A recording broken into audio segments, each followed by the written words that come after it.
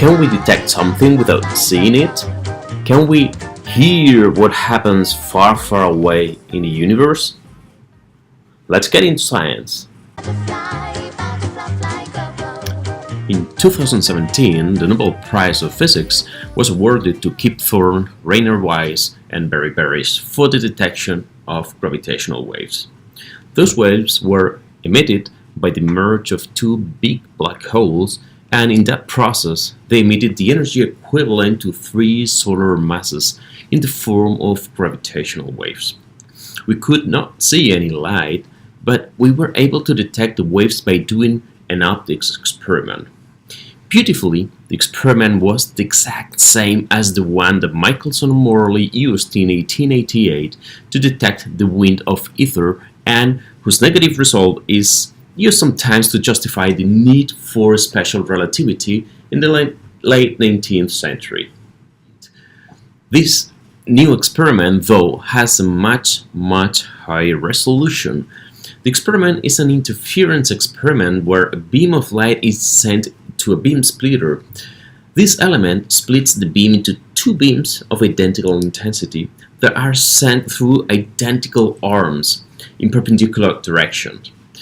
The arms of the LIGO detector in Hanford, Washington are 4 kilometers long. Then the light is reflected off of a mirror and light travels back to the beam splitter where both beams recombine, they interfere and end up being detected in a screen. The interference patterns will show dark and bright fringes pointing where the interference is destructive and constructive, respectively.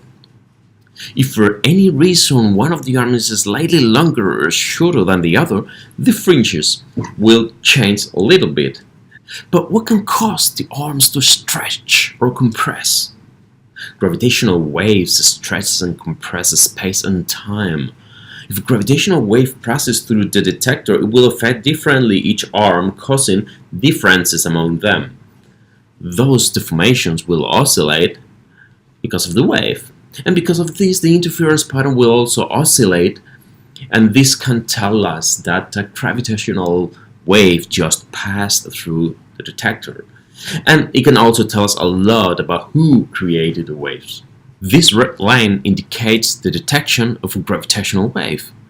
And the fact that it is above the other lines, which refer to the noise of the detector, is what it's telling us that there was a gravitational wave passing by.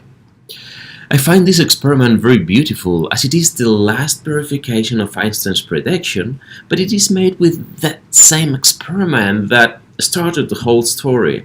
Also, it puts into action what Galileo Galilei said: misura ciò che è misurabile e rende misurabile ciò che non è misurabile. So, measure what is measurable and make measurable what it is not so. So be careful with the waves and may the science be with you. I'm so pumped about the flag from the thrift shop. I saw my friend, it's so damn frosty that people like, damn, that's cold, that's hungry. I can do the club like, with up, I'm such a big shot.